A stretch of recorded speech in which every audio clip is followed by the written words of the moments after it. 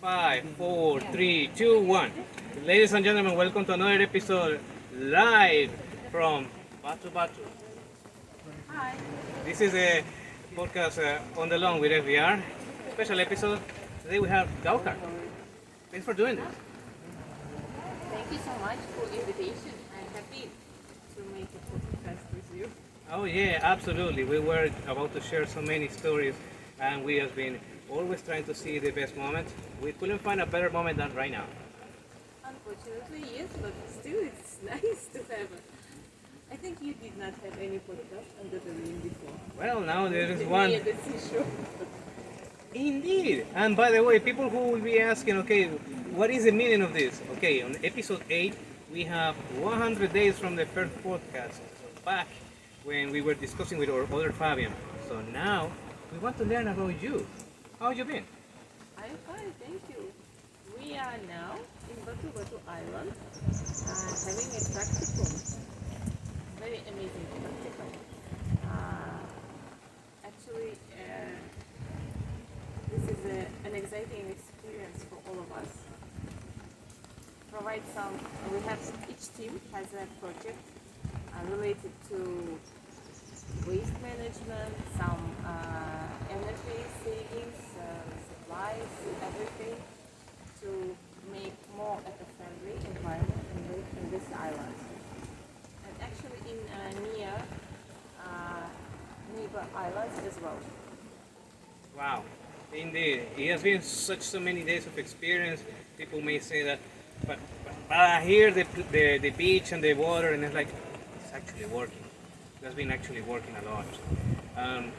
We are only hopeful that the results of this process can lead to something that can be happy for everybody. Like right now, we are people with discussing about sustainability, better production, better usage of energy or water management. How's been your staff so far? It is very good. Our team's project is related to energy management. We are working on this 3 days, last 3 days. We're having some results, but we have still need some improvement. We have 2 days more to complete it. I hope management of the hotel will be happy with the results of our project and our team as well. So I would like to say hello to my team. I'm 100% sure that they will see this podcast as well. Of course they will see it, because once it's uploaded you can share the link, you can like and subscribe, and you can make them people watch. Yes,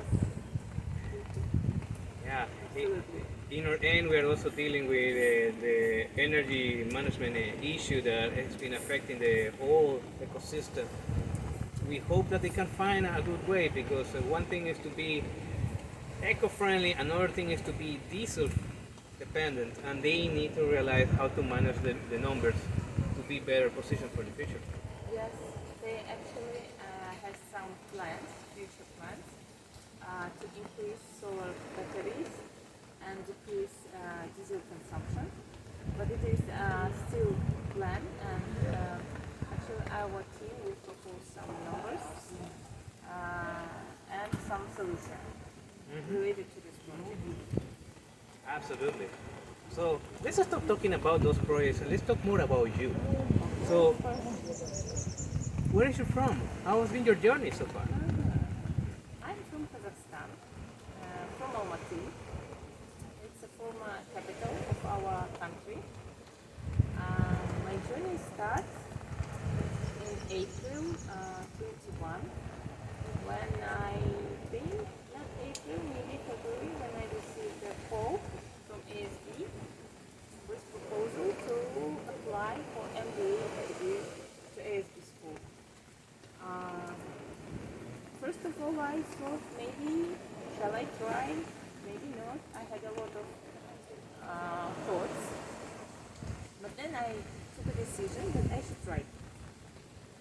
And I'm happy that I tried, and I'm happy to be there, and I'm happy to be a part of ASB. My MBA, because it is my dream of maybe past 10 or 12 years. I always wanted to get a degree abroad, but I was not allowed by my parents. I am the only kid in my family, and they were very, very disagree with my ideas to study abroad.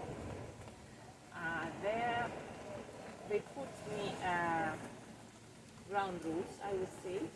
You have to get married, you have to get kids, and after that you can do anything you want.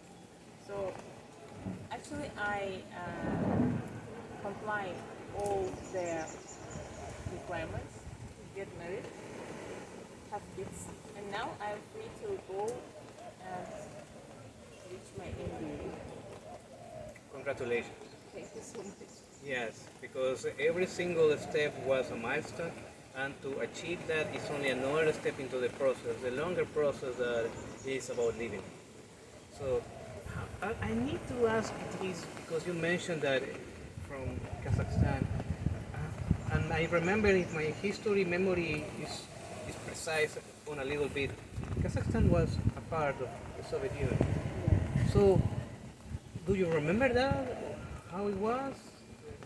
Yes, when I was born, we were still a part of Soviet Union, and actually my memories not very happy about Soviet time.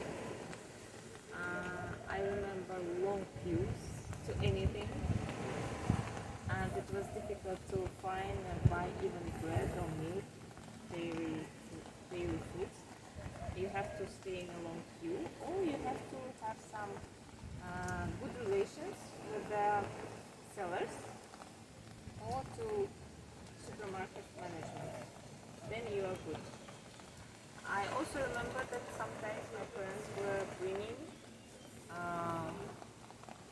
some deficit goods from Moscow, from our capital.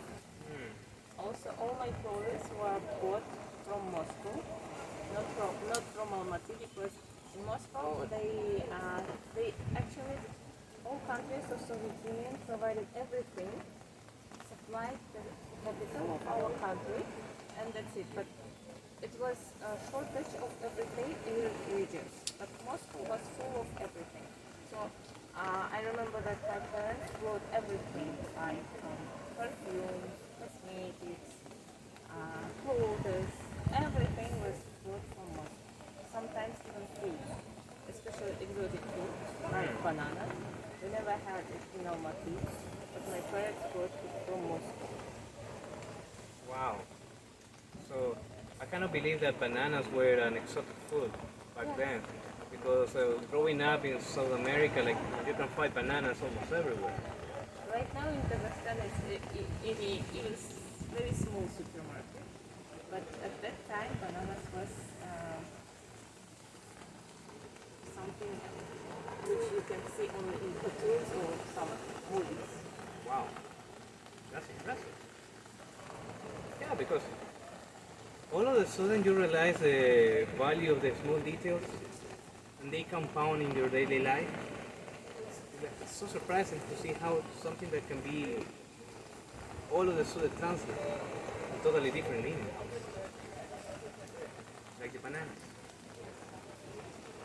Yeah, I remember there was a time somebody wanted me to visit that part of the world, but I never got a chance to go there. Yes, countries we have never been. Yes, like for example, to visit Kyrgyzstan or Uzbekistan, Kazakhstan. I never got a chance. I met people from Kazakhstan. And maybe my friend right there from New Jersey, said Gaukhar, will know who we're talking about. So kudos for him. And yes, we were always discussing like when we can have a chance to visit that area. Yeah, just right now I'm knowing from somebody how has been life there. When you will have a plan, just message me. I will be happy to host you in Kazakhstan. Oh, It will be nice for you to have for me. that would be very nice. Very, very nice. Now, from that part of the world to here, how different it is. Totally different because we don't have climate like here. Our climate is, we have 4 seasons. We have summer, winter, autumn, spring. But here is all the year, only summer. In different parts of our country, winter is very severe. It can be, in the south, it's like winter time is approximately 0, and north time it can be up to -40, which is very cold. And same is for the summer. In summertime, south is can be up to 40, +40 Celsius, and north can be like 25 myself. Wow, that's impressive. Yeah, compared to that, I remember last year, maybe the extremest weather I faced it was the ice storm in Texas. That there was like a negative 24, 25. Everything was covered on ice or snow. People couldn't get out because everything was dripping away. Long lines to get a piece of bread because supply chain was non-existent. Electricity was gone. Like, and here, well, at least it's no ice, which is good. Which is good, yes. But 24 hours or 24 minus, it's not that much cold. I know, and I'm glad people are asking this because, hey, it's not that cold. The problem is the infrastructure. Because of a very hot place, for example, here, all of the sudden they have to face that negative temperature. The infrastructure, the buildings will not be able to hold. So that would be something to consider. And also the people who may not have the right dress or the right shoes also may not have the chance to adapt quickly because everything happened like in a matter of hours. I remember. But we actually adopted very good in terms of infrastructure and clothes because I would say in Astana, let's keep it very, very good. It's very, very hot inside the apartment.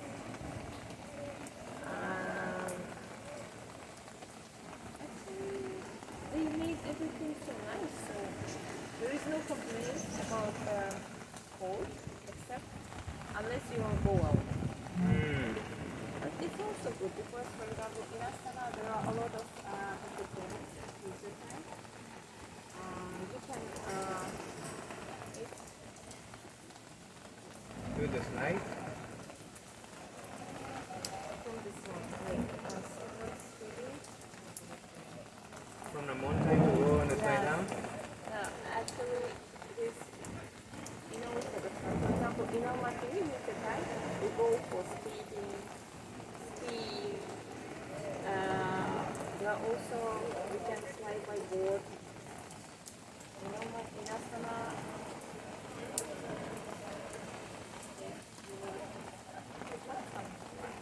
Wow, that's very, very nice to know because those sounds like a snow sports, like a snow Olympics. okay. Actually, there are a lot of things to do. They have also cafe clubs.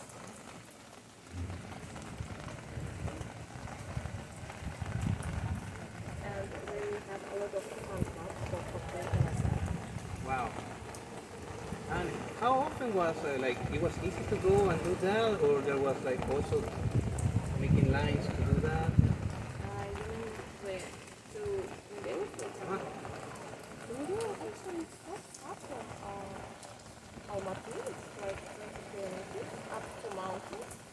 So it's, I think everybody who lives in Almaty weekly goes there for different reasons. Some of them skiing, some of them skating, and when you go up, you have a so a lot of resorts on the top of the mountain. It's really good. Even I know that people from Russia come to us. They like our mountains. That's very nice. That means that the more popular mountains can be also like you want to try, you need to book it in advance. Yes, sure. You have to book in advance. So how long has to be the booking? Like has to be 3 months, 2 months? Ah, no, no, no, not like this, but maybe a couple of weeks. But for example, for New Year or some holidays, it can be yes, even for 1 or 2 months before. Because people like mountains and they would like to go out of the city and make celebration there. Yeah, I feel you because I remember there was a time I visited Zurich in February, and people do a lot of lines to get a reservation to go to the mountains and it's go down the slope, and you see like even celebrations like music and a lot of people having good moments, the whole family, the ticket system that you have to go and take the chair to go around, and also the whole machinery of you need to buy the special boots or you need to buy the special gloves because it's cold outside.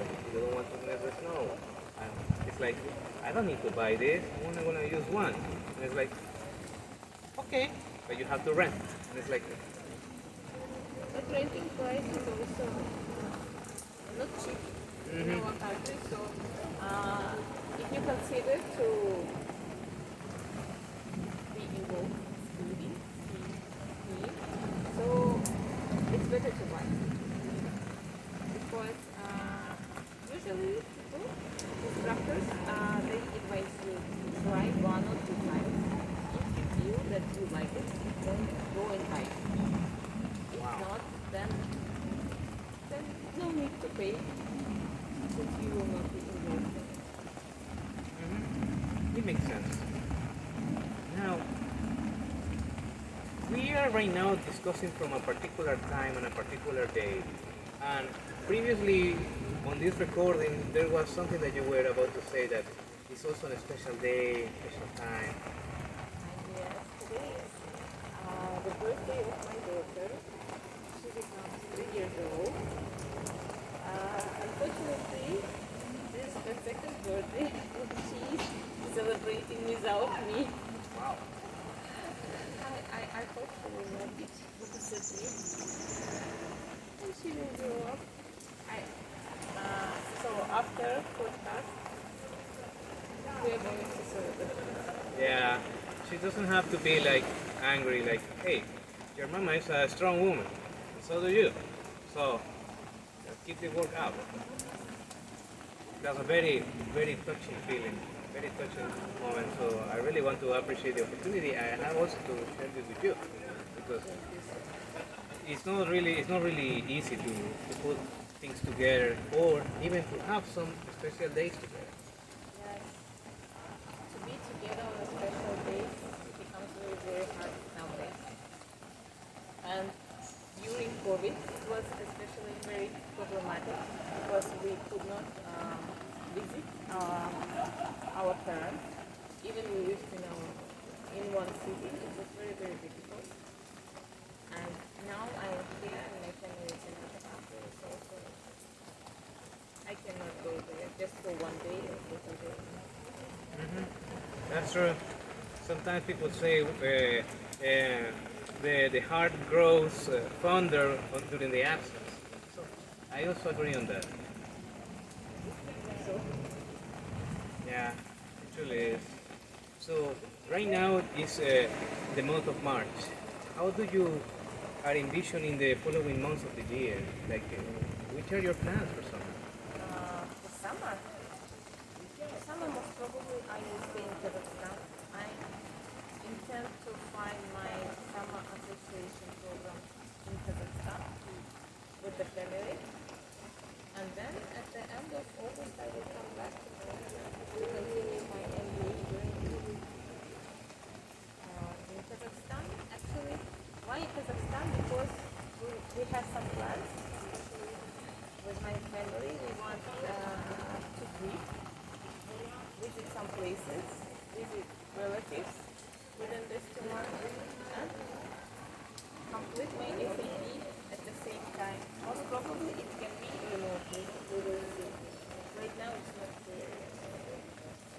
it's still a work in progress. And from here to the, let's say, the last days of May, it's still plenty of time. So if you need somebody with a lot of skills, hey, reach out to Gaukhar. She has a lot of stories and a lot of experience. Just pick the phone and say, we need you. That's it. It's that easy. Because I remember the words of my grandma. When there is a will, there is a way. Yes. Yeah. And also, I'm very longing for the summer because it's like, okay, let's see how we can turn around a story. I remember last summer, actually, my car broke down, uh, and it was like very hard to repair it. People were asking a lot of money. There was a lot of turbulence during those days, and I really hope that by the same month this year, things can be smoother, things can be clearer. I really looking forward that particular time of the year. Let's see how it goes. You know, one day at a time, to put enough work to say, to see, you work it out. I think so, and I also have same hope because last summer also was terrible for us. We could not. Uh, we could not travel. Even we wanted, but we preferred to stay because of COVID, and there were also a lot of problems with the house of my relatives. So I really have a big hope for this summer. Oh yes, that's true. People can only hope for the best. Yes. What can we do? Only hope for the best.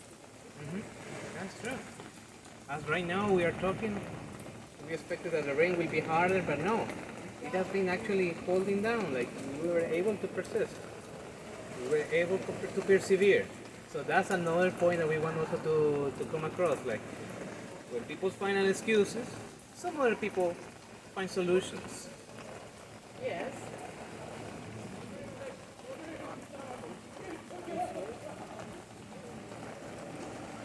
Absolutely. Now, reflecting from all your journey, which was the biggest challenge you faced before to come here? For the country, the biggest challenge was explain my parents that I'm living my family. This is something which is not accepted in our culture. Okay. Because we're Asian culture and actually woman cannot leave the family just because she wants to study. Men can do it, but woman no. I am wife and I am mother. I should stay at home with the kids, preferably not working. This is general assessment, but my husband is a very supportive person. He said, if you admit it, just go. I will take care of kids. Don't worry. They are grown up enough, so I can handle it. That was a very big shock for my parents when I said that my husband would do it. And they said, no, it's not possible. We will ask. And then they came to my flat, to my apartment, and said, was it true? Why you allow her to go? It's not possible. I said, why is it not possible? And she replied, what's not possible? What is wrong here? She wants to go. I let her go. What's strange? I am accepting. She wants to study with me. She is free to go and study. It's just 1.5 year because we had a COVID and you remember that a couple of months we had to hybrid. Then I planned to go back to my home. Then of course summer most probably in Kazakhstan. So in total it comes like 1 year out in Malaysia. And he said, it's just 1 year. What is the problem? But they still they hardly accepted our decision. They even went to my mother-in-law and asked, how is it possible? You know, mother-in-law in Asian countries, she should be a very powerful and influential person who can influence two sons. But they faced a gay shock because my mother-in-law said, yes, she is accepted, she was admitted, but what is wrong? I agree, she should go. About kids, I will help to care kids. Because she's living with us. She said, it's nice. I will take care of kids. I will help for my husband. Everything is good. My parents could not see. I think it took them like 2 or 3 months to accept my decision. What? It took almost 3 months to realize about it? Yes, yes, because they went to my husband, they went to my mother-in-law, and they said, after that they said, okay, if all of you decided, okay, you can go. I said, I don't ask you, can I or can I not? Because I'm already grown up. I just informed you, my dear friends, that I admitted and I am going. So they were like 2 months, 3 months trying to negotiate, trying to convince you you should drop the offer. Yes, correct. Not only me, but even my family members, like husband, mother-in-law. Like, how it is possible that you allow her to go? It's not possible. It should not be like this. Wow. I mean, I'm very glad that you're sharing this story because what a better birthday gift to your daughter that she can remember this particular day that, hey, if somebody dares you, you can remember your parents, how they fought to have opportunities for everybody. Like, for example, in the past, men used to hunt and women sometimes used to be in the farming. But it would be very welcoming that if when a man goes to hunt to get food, and then his wife also goes to hunt, that means, hey, that's 2 times the food back in the day. And here is also 2 times income. That's a win-win. Yes, but that's why my husband agreed and said, okay, just go. Wow, that's very Because impressive. because he understands that this is it's just 1 year, but it is a good opportunity not for me, but for our family and of course for our kids. And it is also an example, and we assume it as a future motivation for our kids to reach their target, try to be better, go to better school, get better education, get opportunities you take or life provides to you.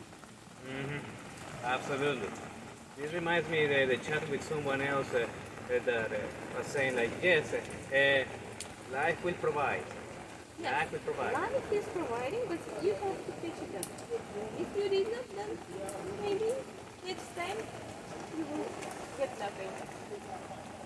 I agree on that as well. Like, if you see the opportunity, you have to go and grab it. Yes, agree. You should do it when you have opportunity. Because